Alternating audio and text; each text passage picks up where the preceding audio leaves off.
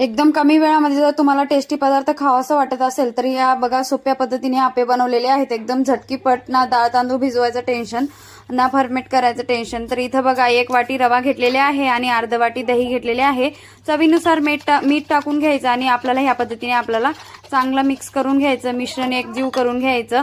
तर एकदम छान मिक्स करून घ्यायचं, जेवढं लागेल तेवढं पाणी। तर इथे एक कांदा चिरलेले आहे, गाजर किसलेले आहे, शिमला मिरची टाकले थोडेसे आणि आपली हिरवी मिरची पण टाकली आहे, सोबतच कोथिंबीर टाकला। जर तुम्हाला टोमॅटो आवडत असेल तर ते सुद्धा टाकू शकता।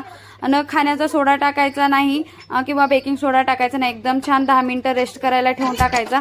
लगेच आपल्याला आप्पा पात्र घ्यायचं आहे आणि त्याच्यामध्ये तेल टाकून हे आप्पेचं बॅटर टाकून द्यायचं आहे। एकदम छान होतं आणि कमी वेळामध्ये एकदम सोप्या पद्धतीने होऊन जातं, त्याच्यामुळे लेकरं सुद्धा आवडीने खातील। नक्की ट्राय करा ही रेसिपी।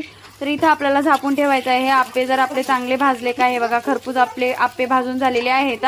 तर एका प्लेटामध्ये काढून घ्यायचं आणि आप्पे एन्जॉय करायचं। एकदम टेस्टी झाले होते, फक्त 15 मिनिटं लागतात बनवायला। तर चला मग तुम्ही पण रेसिपी